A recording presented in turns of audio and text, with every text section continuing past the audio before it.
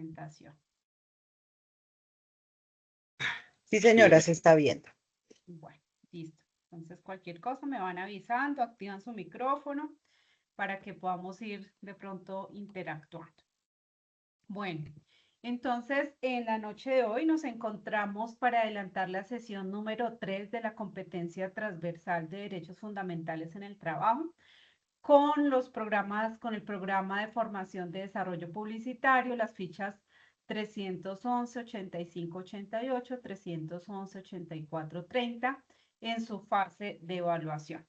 Ya digamos que vamos culminando nuestra competencia de derechos fundamentales, por eso es importante que estemos muy atentos. Hoy, pues, como siempre, tenemos nuestra agenda del encuentro, nuestro saludo, que ya lo abordamos. Vamos a mirar cuáles son los resultados de aprendizaje que se esperan con esta última evidencia de la competencia. Vamos a empezar a abordar un poquito sobre la temática para que nos familiaricemos con los conceptos y a mirar, por último, pues la entrega de la evidencia, qué hay que hacer, dónde, cuándo debemos entregarla y al final abrimos el espacio para dudas e inquietudes. Bueno, entonces nosotros ya hemos recorrido a través de 2 evidencias este camino de esta competencia que hace parte de sus competencias transversales y es la de ejercer derechos fundamentales. Entonces hagamos un recorderis rapidito. En la primera sesión que tuvimos, pudimos abordar un poquito sobre la importancia de estos conceptos del derecho al trabajo, de los derechos fundamentales, de qué entidades y cuál es la normatividad que también regula y supervisa, vigila este tema de los derechos. Y después tuvimos una segunda sesión donde hablamos ya un poco profundizando cuáles son esos derechos tanto individuales y colectivos que tiene todo trabajador en nuestro país según el Código Sustantivo de Trabajo y pues por supuesto nuestra constitución política que nos rige y nos da todas las normas y leyes que tenemos que aplicar. En este momento, pues ya vimos, eh, digamos que el 80%, ya nos falta muy poquitico para terminar la competencia. La evidencia de hoy es una evidencia muy sencilla, muy práctica.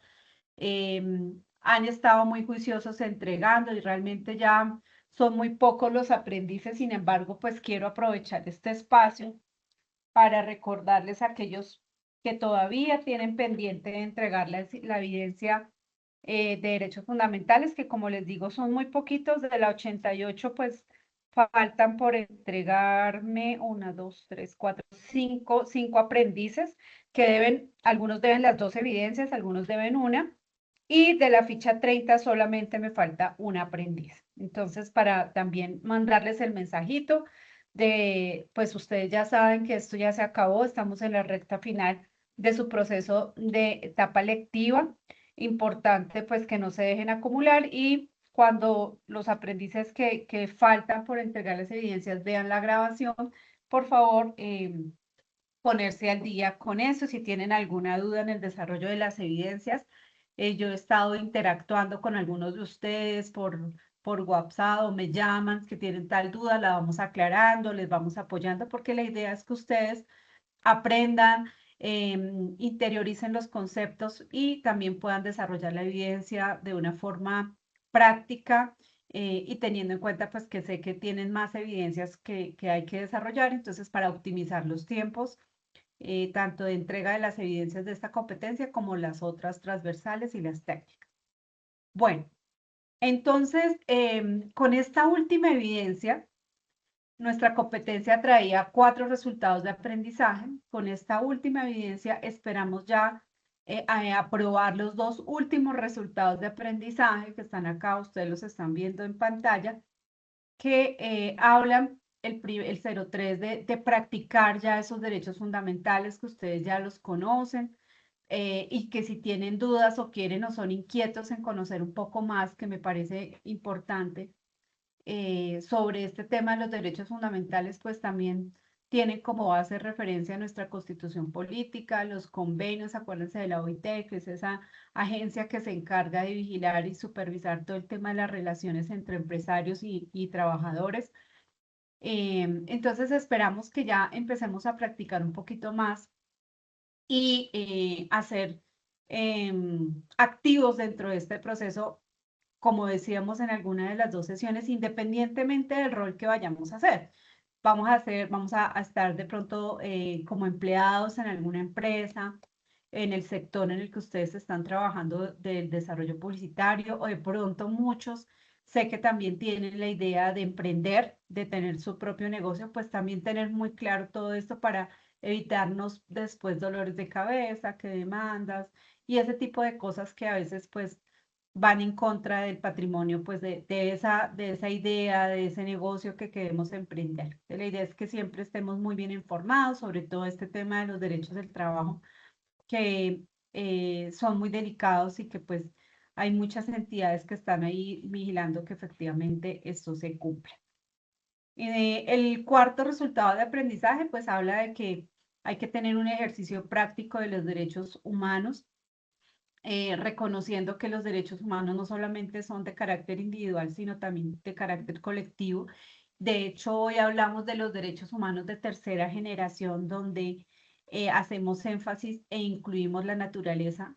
Tenemos un sentido de responsabilidad. Vivimos acá en un planeta donde debemos cuidarlo, protegerlo, porque no es algo que sea por un momento, sino que tenemos que proyectarlo, que también a las próximas generaciones puedan vivir en las mismas condiciones y riquezas que tenemos nosotros, que podemos abrir el grifo y sale agua potable, que tenemos la luz, que tenemos todas esas bondades de la naturaleza, pero que también nosotros tenemos una responsabilidad frente al cuidado y la conservación de ella para que esto sea prolongado no solamente en este momento y la inmediatez, sino también pensando en las futuras generaciones, ¿no? Entonces, todo este tema de los derechos sí están enfocados, digamos, obviamente a la parte de trabajo, pero también nos toca como seres humanos y de saber cuál es la responsabilidad que tengo yo frente al espacio, al hábitat donde yo estoy, y por supuesto, pues con las personas que interactúo día a día, ¿sí? Entonces es importante que tengamos esa solidaridad, esa conciencia de cómo nosotros podemos practicar los derechos humanos, los derechos fundamentales, siempre y cuando no vaya en contravía de los derechos de los demás. La temática que vamos a trabajar en esta evidencia, pues tiene que ver, ya supimos cuáles son nuestros derechos. Bueno, ¿qué pasa si hay una vulneración de un derecho? ¿Cierto? ¿Qué pasa si de pronto a mí no me dan la dotación? ¿Qué pasa si de pronto no me reconocen las horas extras? ¿Qué pasa con una posible vulneración a esos derechos por omisión? ¿Qué debo hacer? ¿Cómo debo hacer? ¿Quiénes son las entidades encargadas? ¿Cómo debo actuar? ¿Listo? Entonces vamos a mirar esos mecanismos de protección que tenemos frente a posibles violaciones de los derechos del trabajo y en general de los derechos fundamentales. Esa es la temática que vamos a trabajar hoy. Entonces, bueno, hablábamos de que el derecho al trabajo pues es algo que se ha venido ganando. Ustedes, si recordamos, hablábamos en la primera evidencia que hicieron, esto va todo entrelazado, ¿no? Aquí vamos uniendo una cosa con la otra y ustedes veían cómo el trabajo ha sido protagonista a lo largo de la historia, ¿cierto? Importante en los diferentes periodos históricos, el trabajo ha estado ahí, muy, muy presente. Ha evolucionado. Claro que ha evolucionado y ha tenido unas conquistas importantes, como el hecho de ya ser reconocido como un derecho, ¿cierto? Como un derecho fundamental que goza de unos mecanismos de protección, en especial en nuestro estado, que deben estar vigilantes de que ese derecho se cumpla de la mejor manera y que ese derecho al trabajo pues tiene unos hijitos que también nacen de ahí, que pues es todas las garantías que se le deben dar a los trabajadores, tanto en carácter individual como colectivo. Entonces es importante reconocer en este momento que el trabajo es un derecho fundamental, ¿cierto? Y que pretende que pues dar respuesta a la necesidad que busca esa condición de las personas dignas, que tengan unas buenas condiciones de relacionamiento del trabajo, que puedan tener esa distinción, que se sientan cómodos, que vean en el trabajo ese vehículo que les va a permitir cumplir esos propósitos que tenemos a nivel personal y familiar, ¿cierto? Y profesional. Bueno, Entonces, como ya hemos reconocido cuáles son esos trabajos, a ver quién me ayuda. De pronto, ¿qué derecho se les viene a ustedes a la cabecita que puede ser violentado o violado en el tema de derechos de trabajo? ¿Cuál podría ser una violación a los derechos del trabajo? ¿Cuál se les ocurre a ustedes?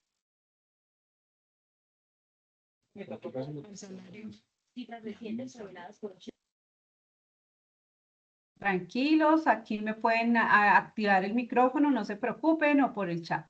¿Cuál creen ustedes? La pregunta es, ¿cuál creen ustedes que puede ser una violación a los derechos del trabajo?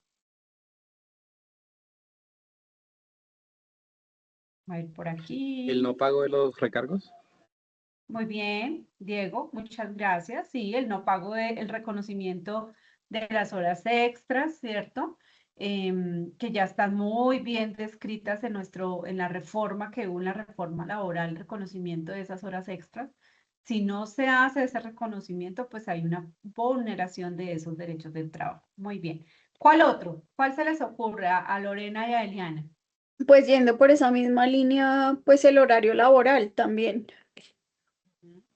Ya a este mes debemos tener contempladas las 42 horas laborales, ¿no? Ya se termina ese plazo que iba a ir como paulatino, progresando paulatinamente, y ya este mes de julio, ya a finales de este mes, ya tienen que estar concertadas esas 42 horas que fue pues ese proyecto que se hizo de reducción de la jornada laboral. Si nos pasamos de ahí y no hay respeto por esa jornada laboral, pues una clara violación a los derechos del trabajo. Muy bien, Nelly. También el pago del auxilio de transporte. El no reconocimiento del auxilio de transporte es una Ajá. clara violación a los derechos. Muy bien.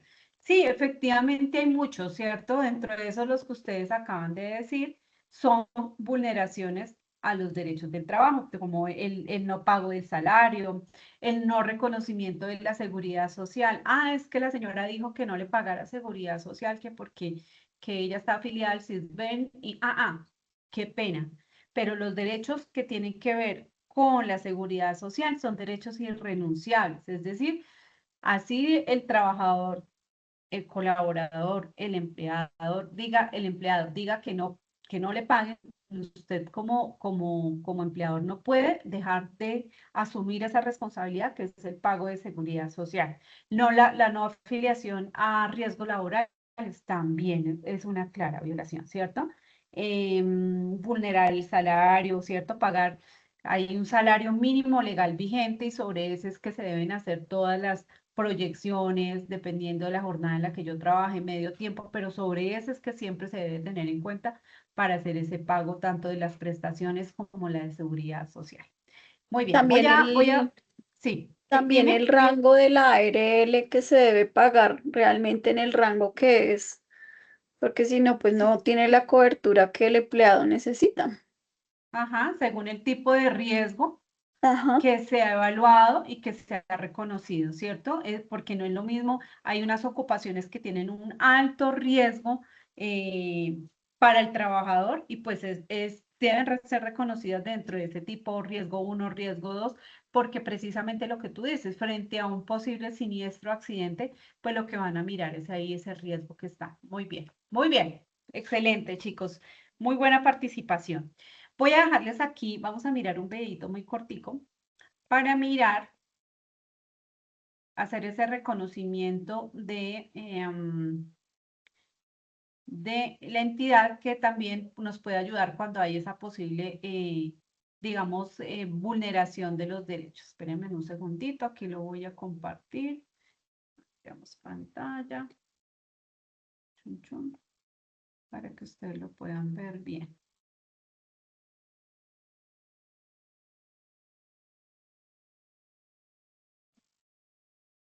Está. Compartir con audio. Listo, me cuentan si lo están escuchando. Ha trabajado durante 4 años en una empresa privada. ¿Lo están escuchando? Sí, señora. Perfecto. Durante 4 años en una empresa privada recibiendo un salario de 2.500.000 pesos por medio de un contrato a término indefinido.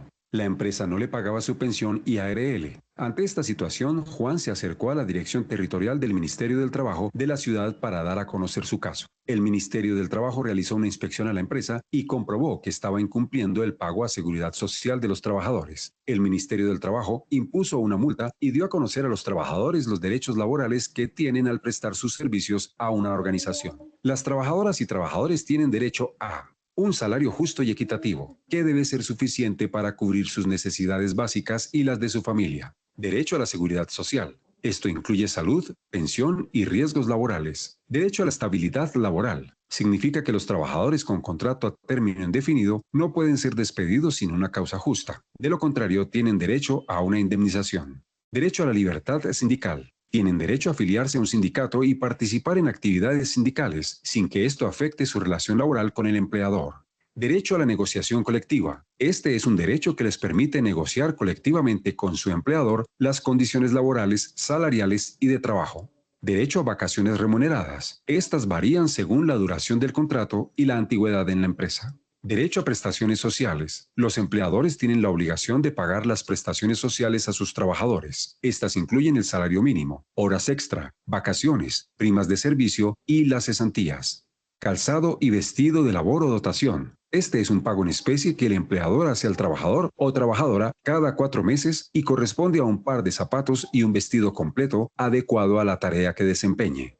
Licencia de maternidad y paternidad. Es un tiempo de descanso al que tienen derecho las madres y padres trabajadores. Estimado trabajador, si sus derechos laborales están siendo vulnerados, no se quede callado. Acérquese a la Dirección Territorial de su ciudad o Inspección Municipal y presente su denuncia o queja. Un inspector del Trabajo y Seguridad Social adelantará una actuación administrativa por presunta violación a la normatividad laboral. Esta denuncia también puede tramitarse de manera virtual en la página web www.mintrabajo.gov.co seleccionando el enlace Erradicación de PQRSD.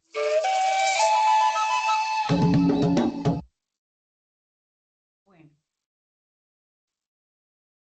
¿y por qué es importante que conozcamos esto? Es lo que decía el video, pues No se porque... te escucha, profe. Ay, caramba, espérame un segundito.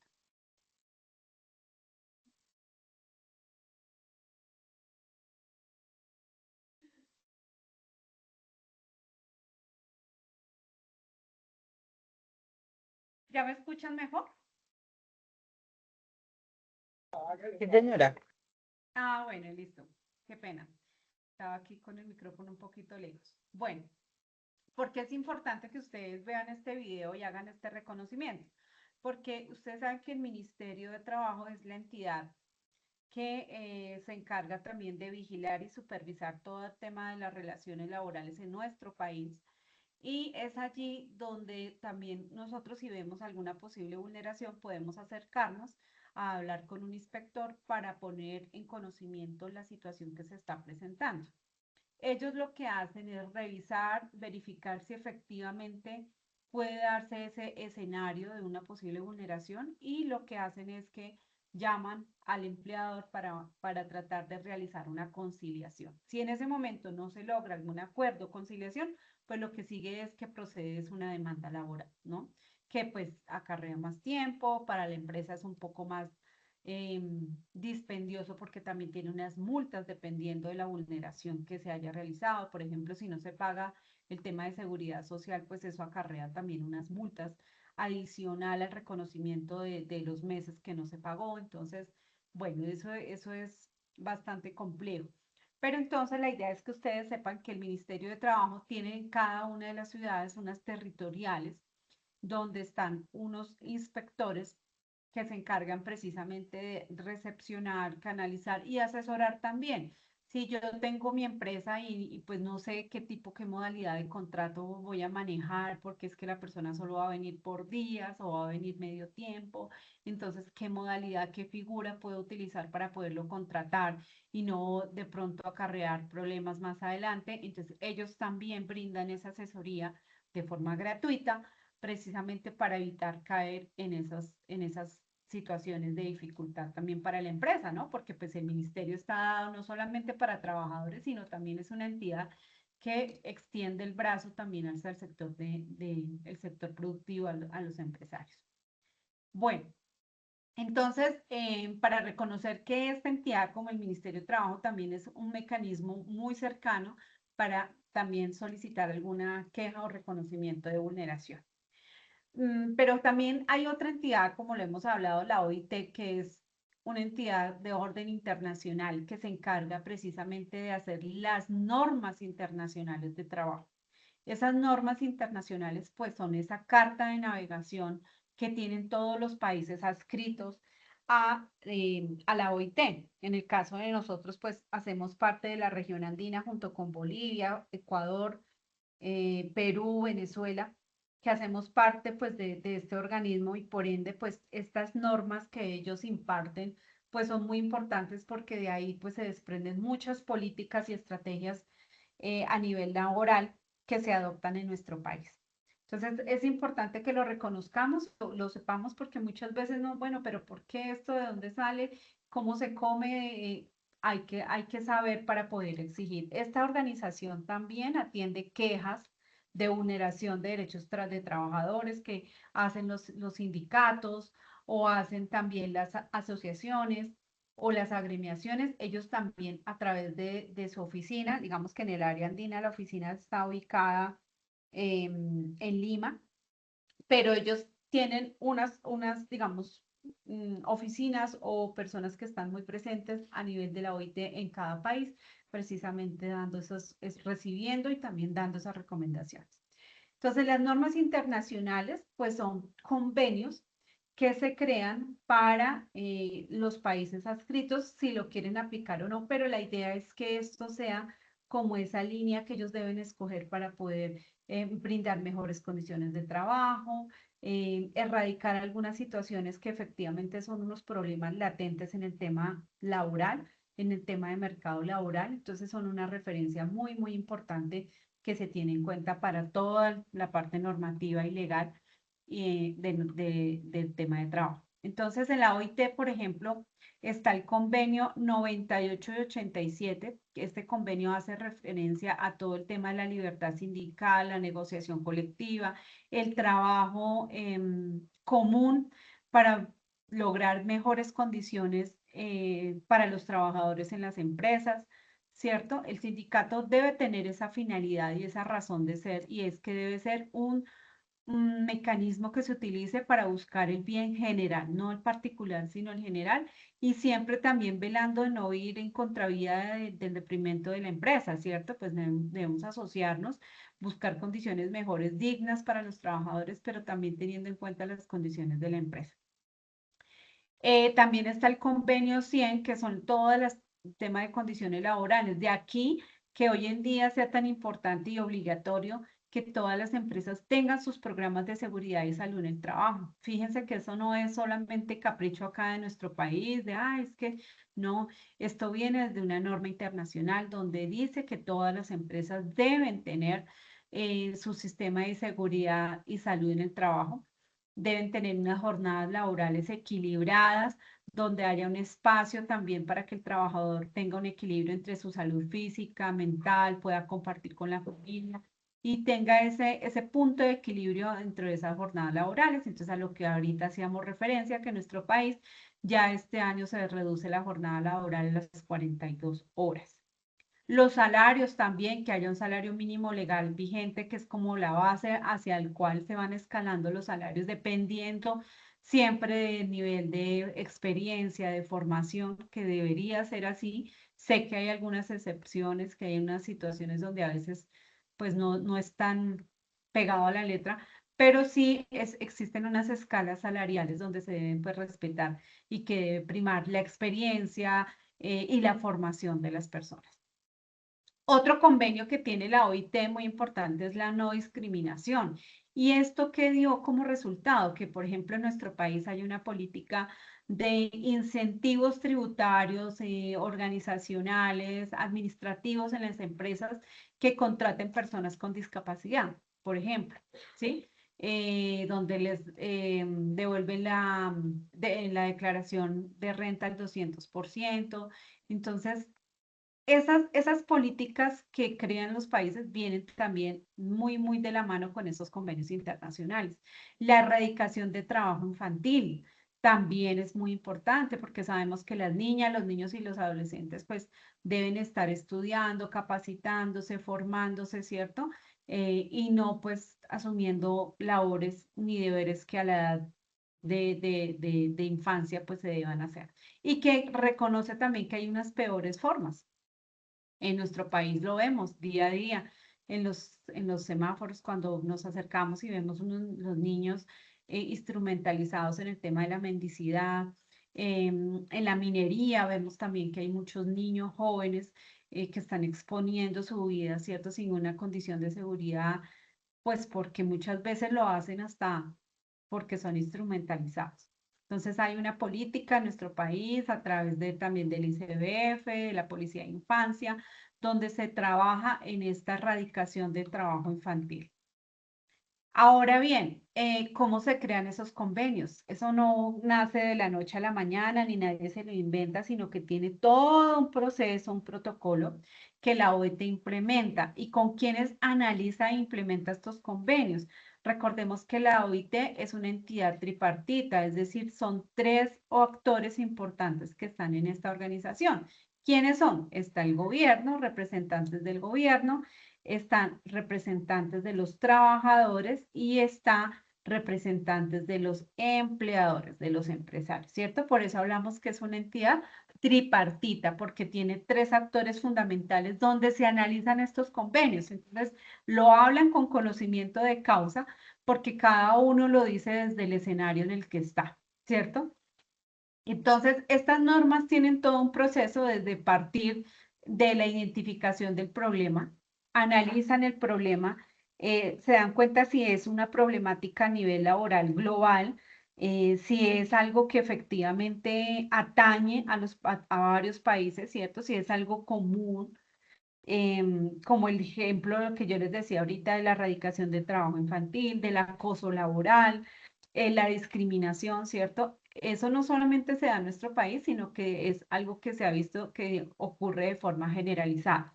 Entonces, lo primero que hacen ellos es identificar si efectivamente hay un problema. Una vez identifican el problema, pues lo someten a esa discusión o consulta tripartita, donde estos tres actores que están aquí, pues analizan y verifican si efectivamente, cómo desde cada uno de sus roles, desde el sector empresarial, desde el sector trabajo, desde el sector gobierno, cómo ven esa problemática. Y si efectivamente se dan cuenta que sí es algo que tiene y merece que le volteemos la mirada y que se ponga en discusión y que es una problemática a nivel global, pues lo someten a la conferencia que hacen a nivel internacional una vez en año en Ginebra, Suiza, donde se reúne la OIT y todos los miembros de la OIT, y en esa conferencia exponen y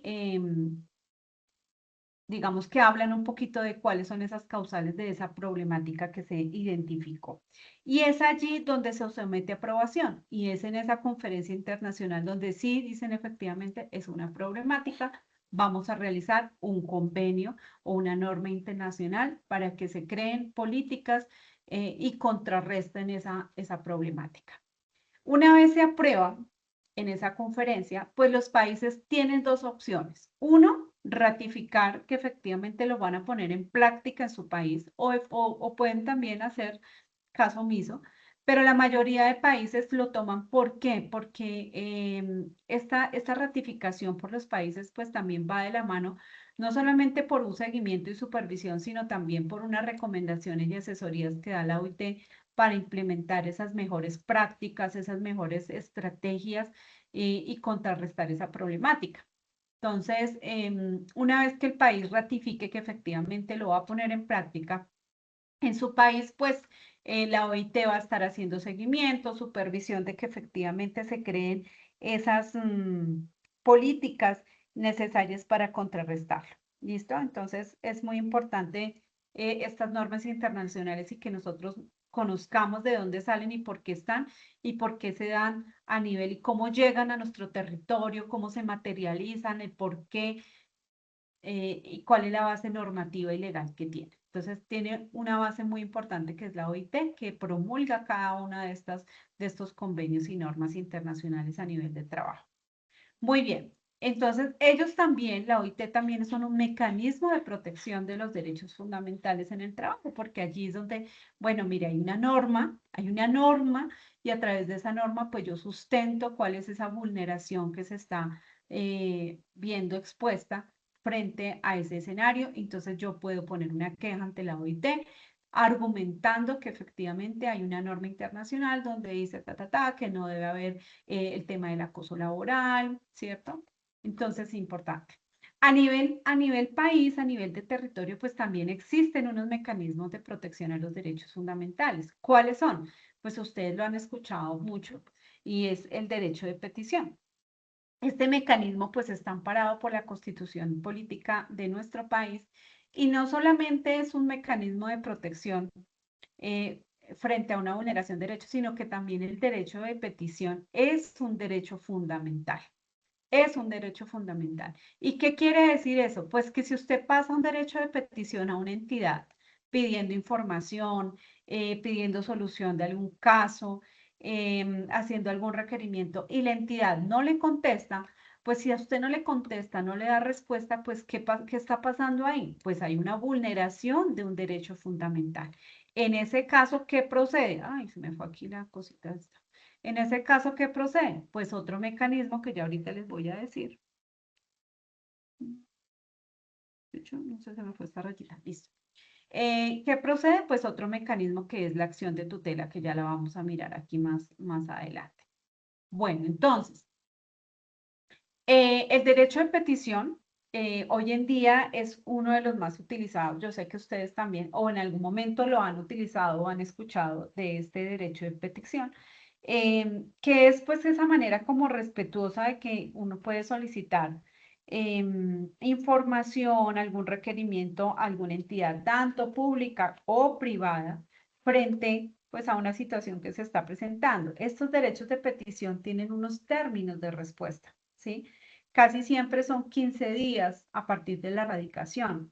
Sin embargo, si la empresa o la entidad ve que en esos 15 días no puede dar respuesta de fondo a lo que usted está solicitando, pues esa empresa puede demorarse otros 15 días, debe darle una respuesta parcial y en esa respuesta parcial, pues decir que debe tomarse otros 15 días para dar respuesta de fondo a la solicitud que se está haciendo y pues vendrían a ser 30 días, ¿sí? Entonces, a veces decimos, no, pero es que pasaron más de 15 días y no me han dado respuesta, deben darle al menos una respuesta parcial, ¿cierto? Ya sea para resolver la queja, el reclamo, la petición que usted esté presentando con ese derecho de petición. No solamente cuando la empresa o la entidad no contesta, no solamente es una vulneración al derecho, sino que también se considera un silencio administrativo, por ende, pues del funcionario o la persona que está a cargo de responder esos derechos, de ese derecho de petición, puede verse involucrado también en temas de orden disciplinario, porque pues es una obligación contestar estos derechos de petición, o sea, son supremamente delicados. Y hoy en día no solamente se puede erradicar de forma física, sino que muchas entidades están utilizando también algunos métodos tecnológicos y electrónicos. Entonces, en sus páginas web tienen en la pestañita donde dice peticiones, quejas y reclamos. ¿Por qué? Porque pues es obligación de ellos a través de todos los canales de comunicación que tenga la empresa recepcionar esos derechos de petición, esas peticiones, quejas o reclamos que hace la ciudadanía, que hace un trabajador, que hace cualquier persona a cualquier entidad, tanto pública o privada, ¿cierto? Por el interés que sea, debe tener, garantizar que pueda hacerlo a través de cualquier manera, físico, electrónico, y si yo lo radico de manera electrónica, pues los tiempos de respuesta deben ser exactamente los mismos que si lo hice en forma física, ¿cierto? Los 15 días hábiles. ¿Qué más les cuento? Bueno, el derecho de petición lo puede hacer una persona, no necesitamos contratar a un abogado, cualquier persona lo puede hacer. De hecho, en el material de formación que hay de la competencia de derechos fundamentales en la plataforma Sayuna, hay unos formatos también que a ustedes les pueden servir para que lo descarguen y lo tengan de cómo se hace un derecho de petición, cómo se hace una tutela. Si en algún momento lo llegan a requerir, ustedes lo pueden utilizar. La idea es que precisamente este espacio de formación nos sirva para poder adquirir todo este conocimiento que ustedes en algún momento de la vida de pronto lo van a necesitar. Bueno, el otro mecanismo de protección que tenemos es la acción de tutela, que está estipulado en el artículo 86 de la Constitución Política de Colombia y dice que es un mecanismo que tiene por objetivo proteger los derechos constitucionales fundamentales. ¿Cuáles son los derechos fundamentales? La vida, la educación, el trabajo, el buen nombre. Bueno, todos los que son fundamentales, ustedes van y miran en la Constitución Política, todos los derechos que son fundamentales aplican para una acción de tutela. Ay, no me es que venga, yo pasé un derecho de petición y no me lo contestaron hace un mes. Ah, eso es una vulneración a un derecho fundamental, aplica una acción de tutela. ¿Sí? Entonces es importante también reconocer cuáles son los derechos fundamentales, cuáles aplican para una acción de tutela y cuáles no. ¿Sí? Porque a veces cuando no está bien sustentado y no nos damos cuenta que es un derecho fundamental, pues simplemente si yo radico ante un juzgado esta acción de tutela, pues me van a decir, me van a decir el juez, pues no, es que no procede, no es procedente porque no hay una vulneración a un derecho fundamental. Debe haber la violación o la vulneración a un derecho fundamental. Solamente en esos casos aplica la acción de tutela, ¿cierto? Bueno, esta acción de tutela también tiene algo muy importante y es que cualquier ciudadano la puede realizar. Se radica ante un juzgado, ¿cierto? Es un mecanismo que es realmente rápido, eh, que debe resolverse máximo en 10 días esa solicitud, cuando a veces pues, son 48 horas, pero a veces hay solicitudes que requieren un poco más de tiempo para darle respuesta, pero máximo el tiempo de respuesta a una acción de tutela debe ser 10 días, ¿cierto? So pena de que el representante legal de la entidad pueda incurrir en sanciones penales disciplinarias por desacato a lo que emite el juzgado. Como les decía, esta acción de tutela pues es algo que se puede presentar por todos los ciudadanos.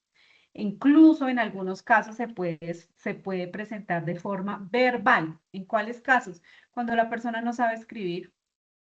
Si la persona no sabe escribir, pues lo puede presentar de forma verbal, ¿cierto? Porque no se le puede vulnerar ese derecho. Cuando sea menor de edad, un menor de edad también puede instaurar una acción de tutela. Sin embargo, pues siempre, casi siempre, pues va el tutor, la persona que tenga la patria potestad, pero muchas veces esa persona es la que está haciendo esa vulneración y esa amenaza de derechos frente a ese menor de edad. Entonces, el menor de edad puede interponer una acción de tutela. Y cuando exista alguna urgencia manifiesta, pues de protección inmediata, también debe recibirse esa acción de tutela. ¿Listo? Entonces ese es otro mecanismo. El otro mecanismo que se tiene es la acción de cumplimiento. Esta acción de cumplimiento es cuando hay una ley que de pronto se está viendo vulnerada, por ejemplo, la ley de protección de datos que tenemos en nuestro país, cuando de pronto alguna entidad está hurtando nuestra información y pasándosela a otra persona, o una historia clínica. Como hay una ley que ya estipula ese tema de protección de datos, si se presenta esa situación, pues lo que aplica es una acción de cumplimiento, donde pues inicia un proceso disciplinario la persona de la entidad que está a cargo, pues precisamente de la custodia de esa información y que está haciendo mal, digamos, procediendo de mala forma en no hacer esa protección, sino que compartir la información que es de forma que es confidencial. Entonces, pues se debe notificar entre la empresa pues tiene varias situaciones de medidas disciplinarias, por ejemplo, puede generar un despido, una suspensión, si se verifica que efectivamente se incurrió en esa infracción de esa ley, entonces se puede hacer. Estas acciones de cumplimiento también se pueden presentar de forma individual o de forma colectiva, ¿sí? Es lo que tiene de diferencia esta acción de cumplimiento.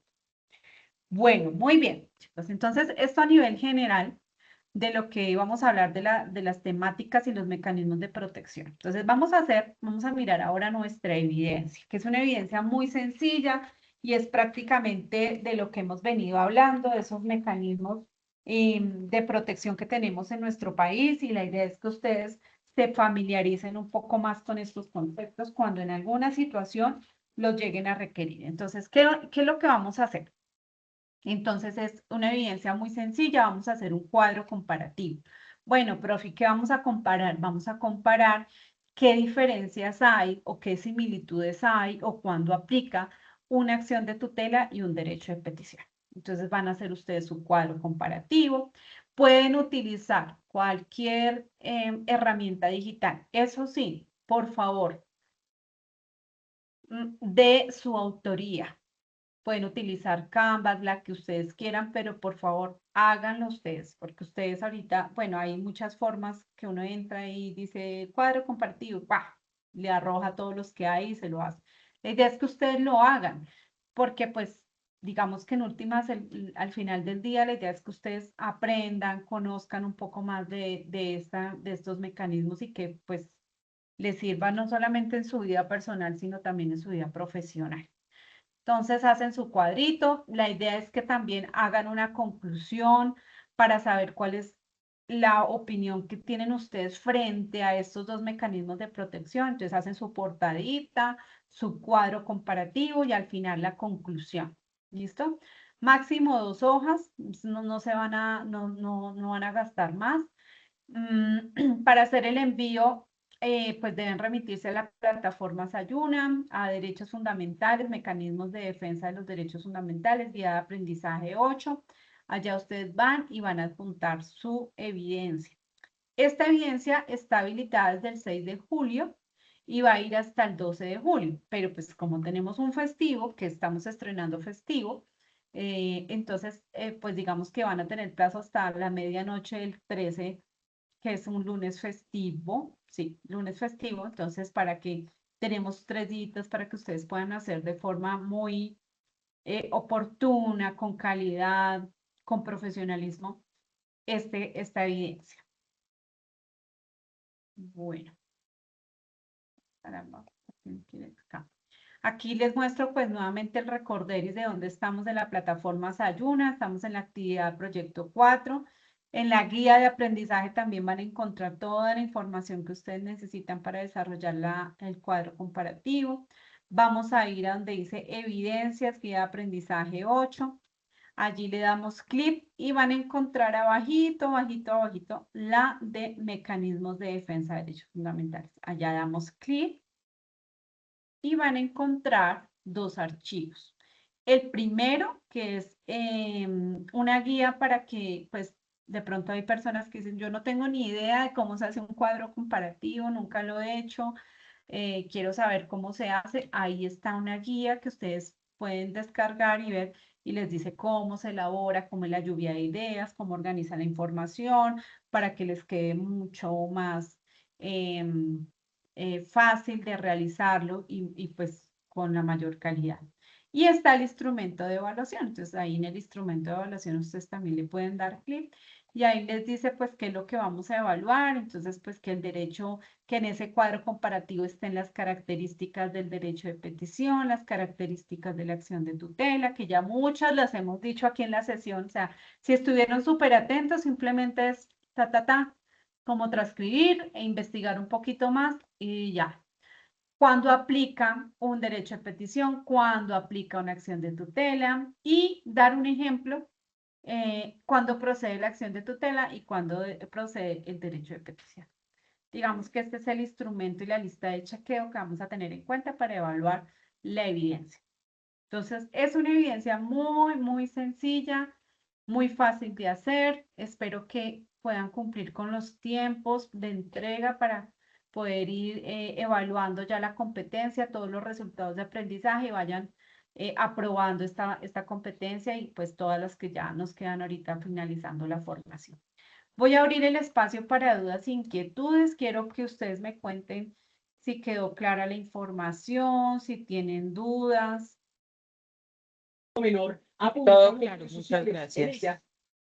Bueno, Eliana, muchas gracias. Nelly, ¿quedó clara la información? Diego, Sí, sí, señora, quedó súper clara. Sí, señora. listo. Perfecto, listo. Entonces, pues bueno, chicos, esta es la última sesión que tenemos en línea de derechos fundamentales. Espero desde ya les deseo pues los mejores éxitos en la culminación de la competencia, de la evidencia y pues también, claro, de su proceso, de su etapa lectiva. Espero poderlos acompañar en sus sustentaciones de sus proyectos formativos, dándoles ahí muy buena energía y motivándolos mucho para que les vaya muy bien. Y cualquier duda que tengan, por favor me escriben o a través de la atención del chat sincrónico también estoy muy atenta a aclarar las dudas que tengan.